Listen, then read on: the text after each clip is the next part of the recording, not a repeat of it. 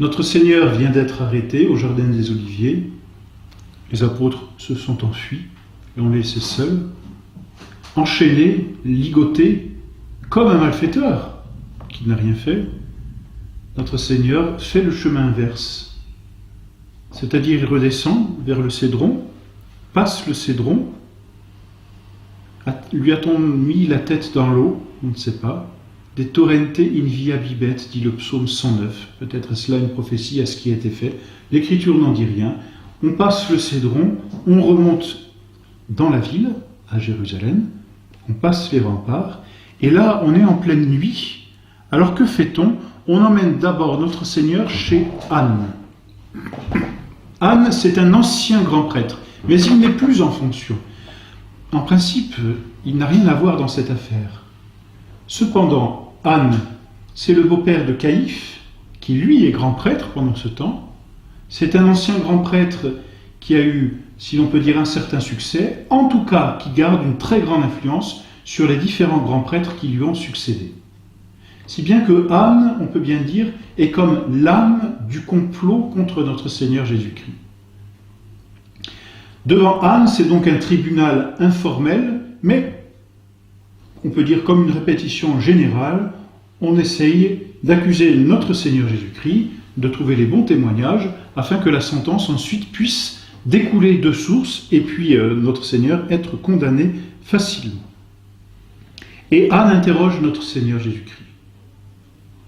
Et notre Seigneur lui répond, de façon très simple d'ailleurs, « J'ai parlé au monde publiquement, pourquoi m'interrogez-vous? Interrogez ceux qui m'ont entendu sur ce que je leur ai dit. » Il y a comme une fin de non-recevoir de la part de notre Seigneur, lui disant finalement, « Tu n'es pas juge pour me juger. Ça n'est pas à toi de m'interroger, ça n'est plus ta fonction. Si tu veux savoir ce que j'ai fait, tu n'as qu'à demander à mes disciples. Tu n'as qu'à demander à ceux qui m'ont entendu. Tu n'as qu'à demander aux pharisiens qui m'ont entendu et à qui j'ai répondu.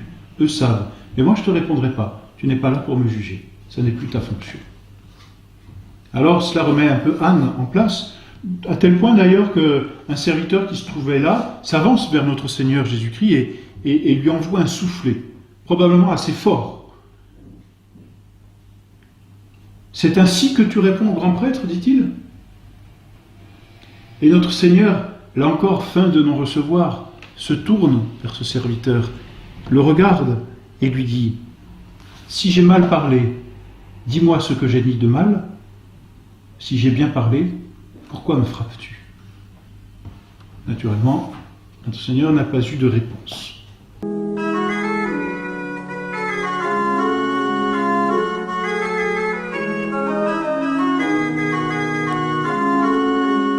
Alors, ce tribunal d'Anne ayant eu peu de succès, Anne fit conduire Jésus à son gendre, c'est-à-dire Caïphe.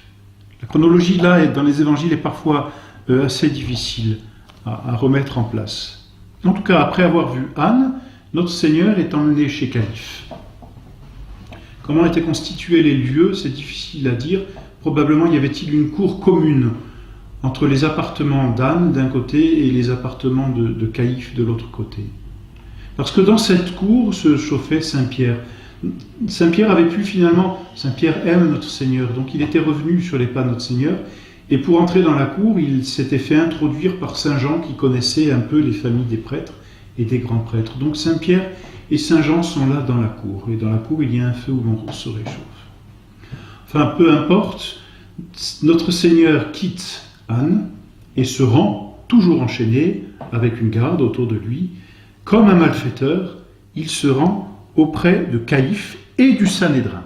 Le Sanhédrin, c'était cette assemblée de 72 membres normalement, enfin en tout cas c'est la chambre des prêtres, si l'on veut, qui délibère avec le grand prêtre, sous l'autorité du grand prêtre, et qui délibère. Notre Seigneur est donc envoyé chez Caïphe, le Sanhédrin est là, et alors on fait venir des faux témoins, c'est-à-dire des gens à qui l'on avait demandé de témoigner contre notre Seigneur Jésus-Christ.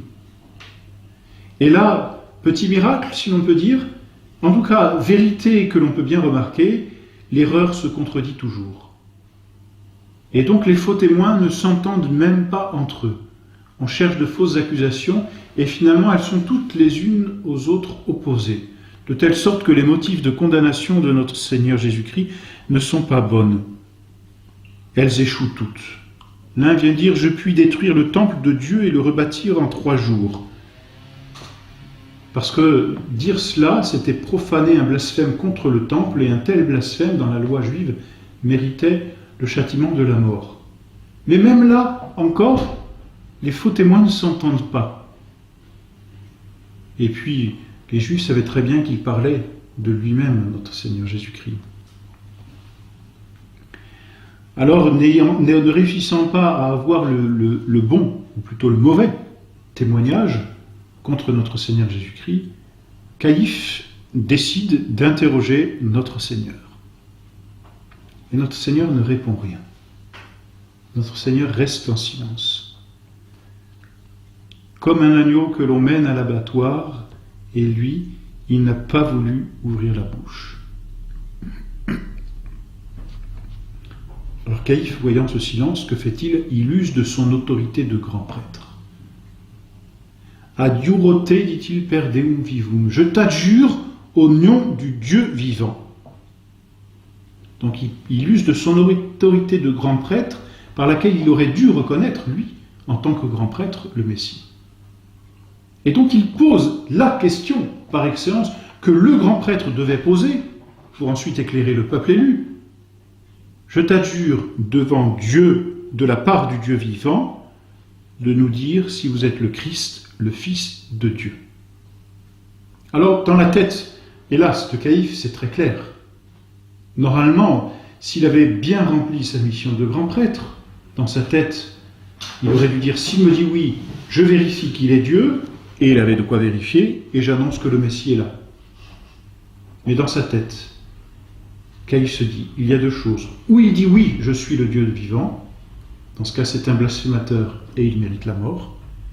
Ou bien il dit non, dans ce cas c'est un malfaiteur qui a menti et il mérite la mort. Donc c'est très simple, c'est un véritable dilemme. Quoi que dise notre Seigneur, il sera condamné à mort. Notre Seigneur aurait très bien pu ne pas répondre.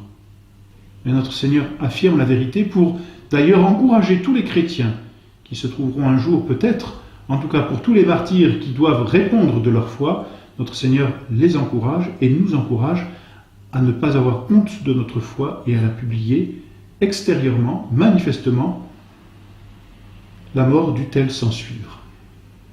Donc notre Seigneur répond. Il affirme sa divinité et il dit « Je le suis, et vous verrez le Fils de l'homme assis à la droite du Dieu Tout-Puissant et venir sur les nuées du ciel. » Alors là, c'est très clair. Caïphe a eu la réponse qu'il voulait. Que fait-il? Il déchire son vêtement. C'était le geste d'indignation, n'est-ce pas? Il a blasphémé, crie-t-il. Qu'avons-nous encore besoin de témoins? Tous ces faux témoins qui n'ont pas réussi à faire leur office, on n'en a plus besoin. On a la preuve en face de nous. Notre Seigneur vient de blasphémer. Vous venez d'entendre le blasphème. Que vous en semble-t-il? Et le Sanhédrin n'a qu'à répondre « Reus est mortis ». Il mérite la mort. Qu'on le mette à mort. Qu'on le condamne à mort. La condamnation est prononcée. Malheureusement, elle ne vaut rien parce que ce tribunal ne pouvait pas, selon la loi, se réunir la nuit. Il va donc falloir attendre le petit jour.